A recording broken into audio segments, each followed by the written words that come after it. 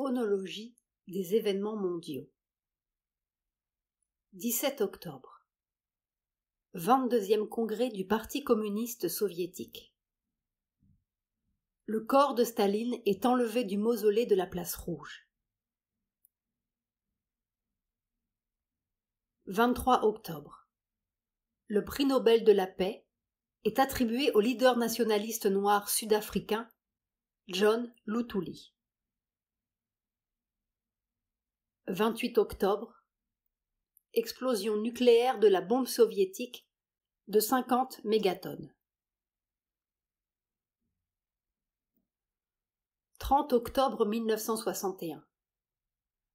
La veille, et au début de cette entrevue, le disciple a lu certains passages de son manuscrit relatifs aux Védas. Puis Mère choisit la photo de Sri Aurobindo qui figurera en tête du livre. Elle parle lentement, comme de très loin, dans une demi-transe. C'est comme cela que je l'ai vu pour la première fois, en haut de l'escalier. Silence. En t'écoutant lire, j'ai eu une expérience, comme si j'entendais le début de la légende. Le début de la légende. C'est tout à fait curieux. Il est là, et l'atmosphère est pleine d'une sorte de concentration de force. Et il y a ces deux choses. C'est ainsi que commencent les légendes. C'est ainsi que commencent les légendes. Le début de la légende. J'entends ça. Et une sorte d'analogie avec les vieilles histoires. Le Bouddha, le Christ, c'est curieux. Comme si je regardais en arrière, après peut-être quelques milliers d'années. Ce n'est plus maintenant. C'est comme si, de quelque part, je regardais en arrière.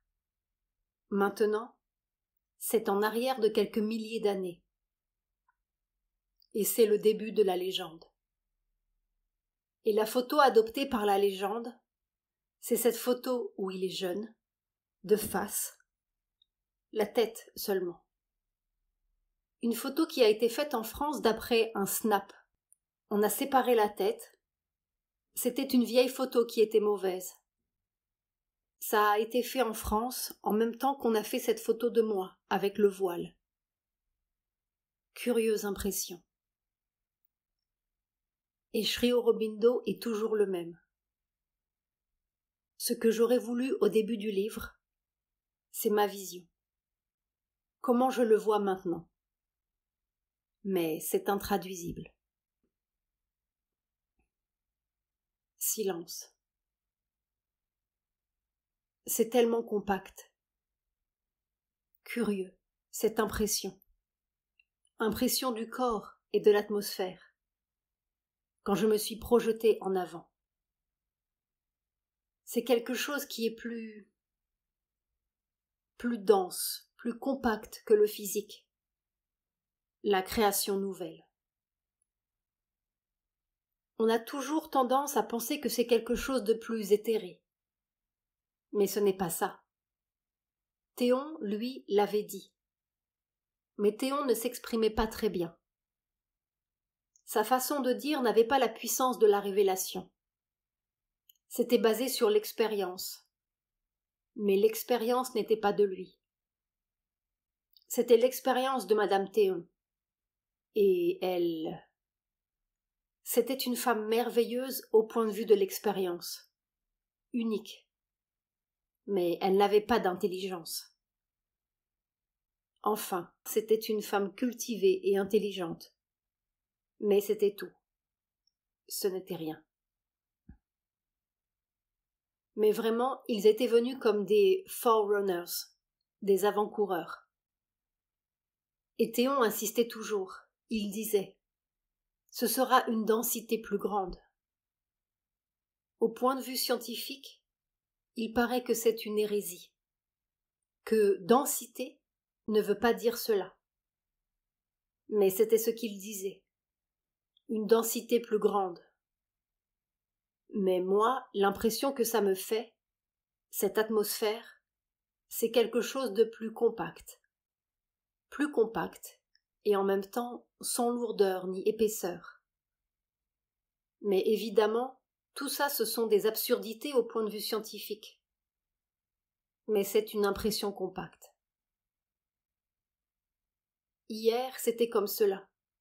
Je suis restée avec quelque chose de si solide. Mère touche sa tête. Comment dire? C'est solide, mais ce n'est pas solide à la manière dont nous disons solide. Ce n'est pas comme cela. Et puis ma tête est devenue lourde.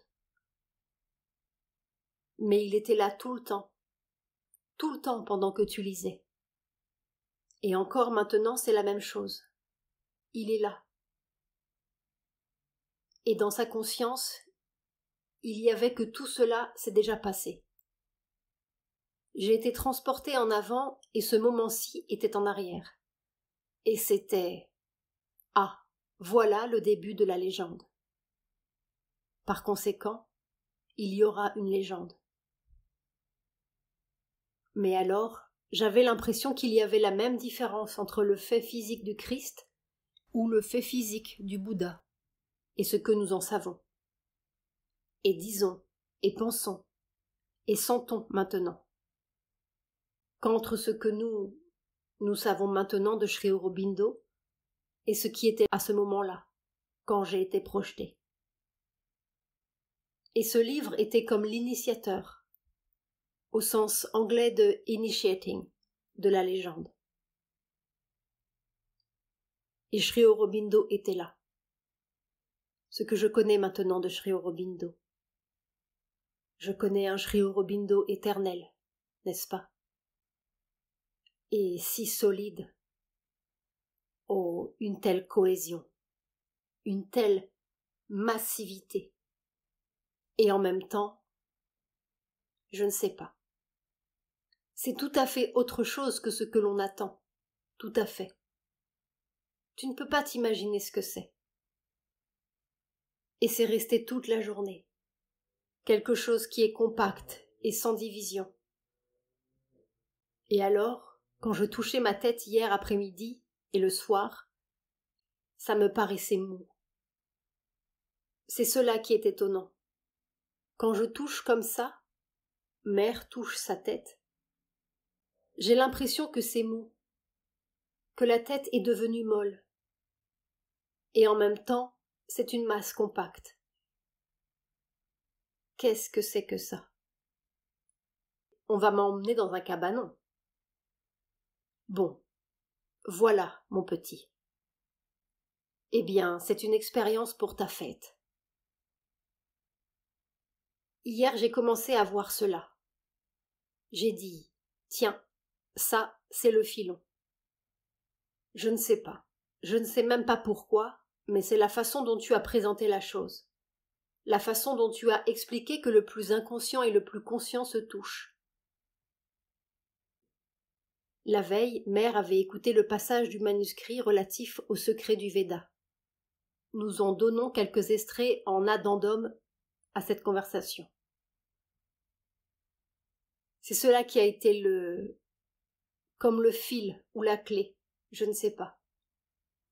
Alors j'ai suivi le fil, comme ça. Et cette expérience est venue. Et aujourd'hui, c'est la continuation. C'est-à-dire qu'on a l'impression qu'on se trompe de chemin. D'une façon ordinaire, qu'on est là, à chercher le supramental. On est toujours à le chercher là-haut. Mais ce n'est pas ça. Ce n'est pas ça. Et toujours on s'imagine une sorte de subtilisation, d'éthérisation. Mais ce n'est pas ça. Ce n'est pas ça. Bon, il ne faut pas garder cela pour l'agenda.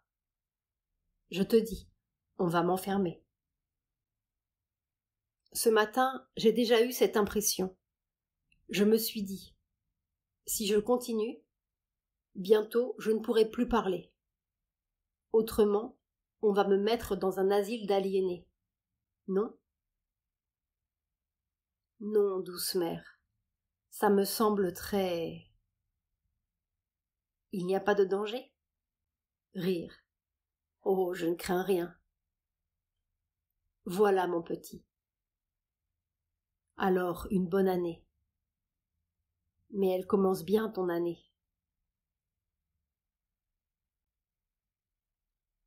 Addendum. Le secret du Veda. Extrait du passage de Sri Aurobindo et la transformation du monde, que nous avons lu à Mer. Ce manuscrit, jamais publié, est la première ébauche de l'aventure de la conscience. Nous avons choisi, semble-t-il, depuis Adam, de manger le fruit de l'arbre de la connaissance. Mais sur cette voie, il n'est pas de demi-mesure, ni de repentir. Car si nous restons prostrés, le nez dans la poussière, sous l'effet d'une fausse humilité, les titans ou les djinns qui sont parmi nous sauront fort bien s'emparer du pouvoir dont nous n'avons pas voulu. Et d'ailleurs, c'est ce qu'ils font. Et ils écraseront le Dieu qui est en nous. Il s'agit de savoir si oui ou non nous voulons laisser cette terre entre les mains de l'ombre pour nous évader, une fois de plus, dans nos divers paradis, ou si nous voulons prendre le pouvoir, et d'abord le trouver, pour refaire cette terre à une image plus divine, et selon la parole des Rishi, que la terre et le ciel soient égaux et un seul. Il y a un secret, c'est évident. Toutes les traditions en témoignent, qu'il s'agisse des Rishi ou des mages de l'Iran, des prêtres de Chaldée ou de Memphis ou du Yucatan. Lorsqu'il lut pour la première fois les Védas dans la traduction des sanskritistes d'Occident ou de celle des pandits indiens, Sri Aurobindo n'y avait vu qu'un document de quelque intérêt pour l'histoire de l'Inde, mais qui semblait de peu de valeur ou de peu d'importance pour l'histoire de la pensée ou pour une expérience spirituelle vivante.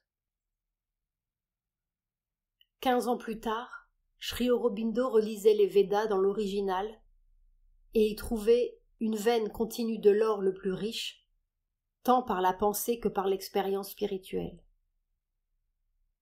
Entre-temps, Sri Aurobindo avait eu une série d'expériences intérieures particulières que n'expliquait guère la psychologie européenne, ni les écoles de yoga, ni les enseignements du Vedanta, mais que les mantras védiques éclairaient d'une lumière exacte. C'est donc parce qu'il avait eu ces expériences particulières que Sri Aurobindo fut à même de découvrir, de l'intérieur, le sens vrai du Veda, et notamment du plus ancien des 4 Védas, le Rig Veda, qu'il a particulièrement étudié. Le Veda ne lui apportait qu'une confirmation de ce qu'il avait reçu directement. Mais les Rishi ne disaient-ils pas eux-mêmes, paroles secrètes, sagesse de voyants, qui révèlent leur sens intérieur aux voyants? Il n'est donc pas surprenant que les exégètes y aient vu surtout une collection de rites propitiatoires centrés autour du sacrifice du feu et des incantations obscures à des divinités de la nature. Les eaux, le feu, l'aurore, la lune, le soleil, etc., afin d'obtenir de la pluie et de bonnes récoltes pour les tribus, une progéniture mâle et des bénédictions pour leur voyage, ou la protection contre les voleurs de soleil, comme si ces bergers étaient assez barbares pour craindre qu'un mauvais jour leur soleil ne se levât plus, volés pour de bon. Seuls quelques hymnes plus modernes laissaient filtrer çà et là, comme par inadvertance, quelques passages lumineux qui pouvaient, à la rigueur, justifier le respect que les Upanishads, venus au début de la période historique, accordaient aux Védas. Pour la tradition indienne, les Upanishads étaient devenus le vrai Veda, le livre de la connaissance, tandis que le Veda, produit d'une humanité balbutiante, était un livre des œuvres dont tout le monde se réclamait, certes, comme de l'autorité vénérable, mais que personne n'entendait plus.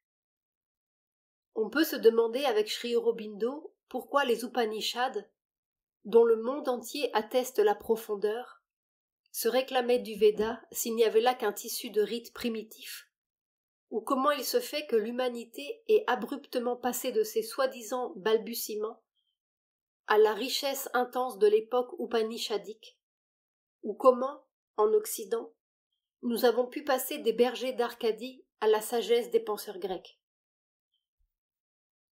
Nous ne pouvons pas penser qu'il n'y eut rien entre le sauvage primitif et Platon, ou les Upanishads.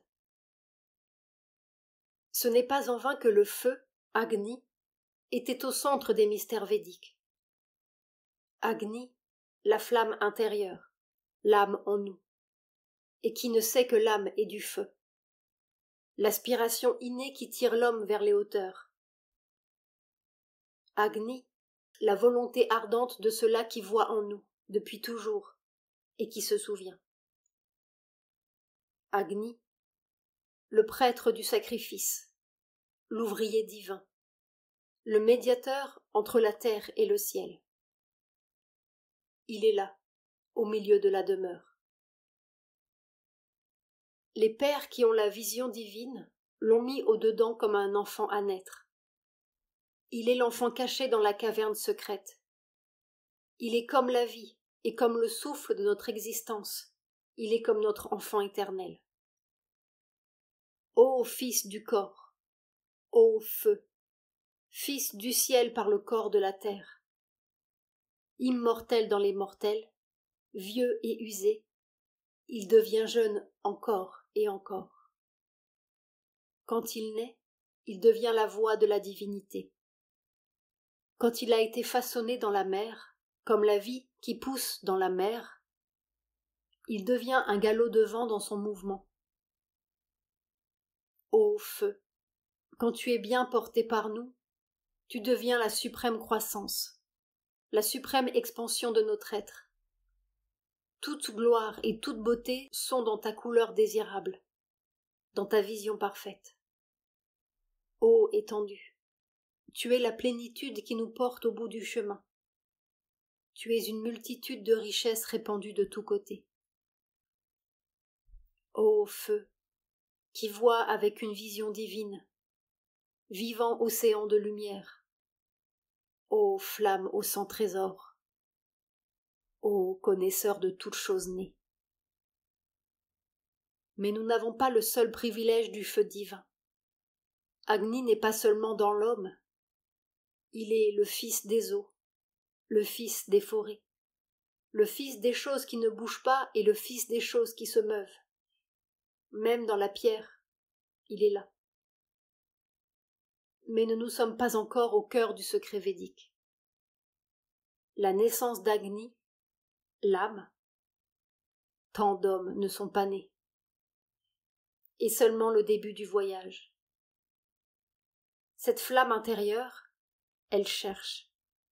Elle est le chercheur en nous, parce qu'elle est une étincelle du grand premier feu, et qu'elle ne sera satisfaite qu'elle n'ait retrouvé sa totalité solaire. Le soleil perdu dont parle sans cesse le Veda. Mais quand nous nous serons élevés de plan en plan, et que la flamme sera née successivement dans le triple monde de notre existence inférieure, physique, vitale, mentale, elle ne sera pas satisfaite encore. Elle veut monter, monter, et nous arrivons bientôt à une frontière mentale où il semble qu'il n'y ait plus rien à étreindre, plus rien à voir même, et qu'il faille tout abolir pour sauter dans l'extase d'une grande lumière. On sent alors, tout autour, presque douloureusement, cette carapace de matière qui nous emprisonne et qui empêche l'apothéose de la flamme. On comprend alors le cri de celui qui disait « Mon royaume n'est pas de ce monde ». Et les sages védantins en Inde, et peut-être même les sages de tous les mondes et de toutes les religions qui n'ont cessé de dire « Il faut quitter ce corps pour embrasser l'éternel ». Notre flamme sera-t-elle donc toujours tronquée ici-bas? Notre quête toujours déçue? Faudra-t-il toujours choisir l'un ou l'autre et renoncer à la terre pour le ciel? Mais par-delà le triple monde inférieur, les Ritchie avaient découvert un certain quatrième, Turiam Svid.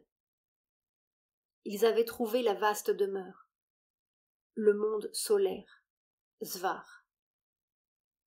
Je me suis élevé de la terre au monde du milieu, la vie, et je me suis élevé du monde du milieu jusqu'au ciel, le mental. Du firmament céleste, je suis allé au monde solaire, à la lumière.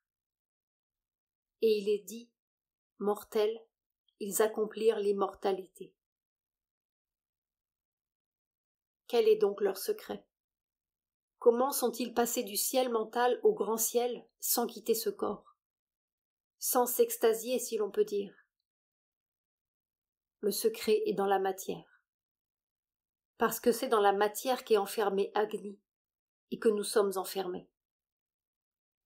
Il est dit qu'Agni est sans tête et sans pied, qu'il cache ses deux extrémités. En haut, il disparaît dans le grand ciel du supraconscient, que les Ritchie appelaient encore le grand océan, et en bas, il s'enfonce dans l'océan sans forme de l'inconscient, qu'ils appelaient aussi le roc. Nous sommes tronqués. Mais les Ritchie étaient des hommes d'un solide réalisme. Le vrai réalisme, celui qui s'appuie sur l'esprit.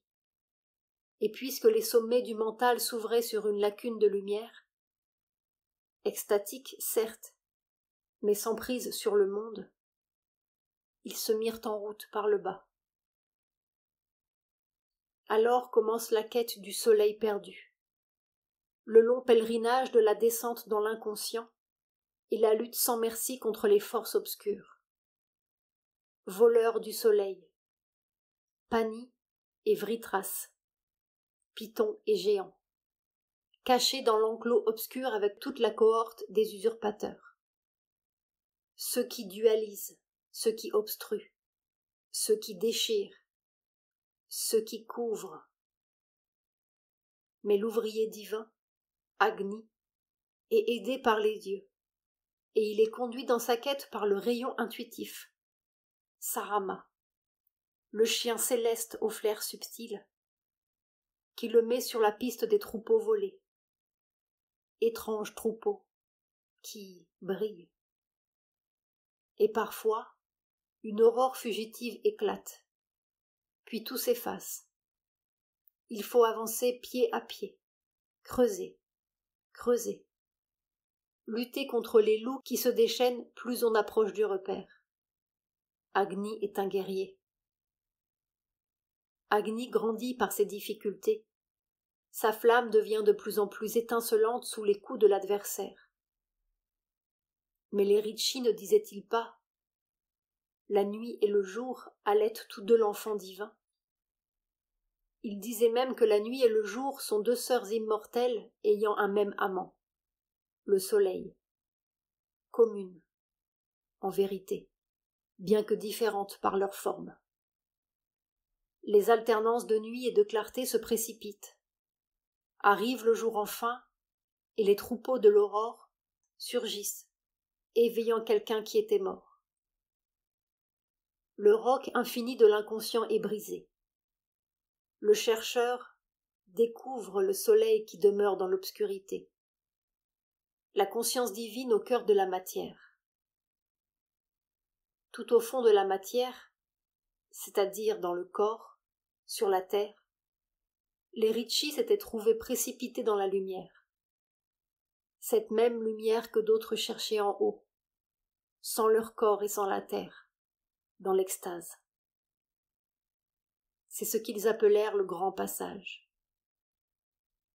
Sans quitter la terre, ils avaient trouvé la vaste demeure qui est la propre demeure des dieux, Svar, le monde solaire originel que Sri Aurobindo appelle le monde supramental.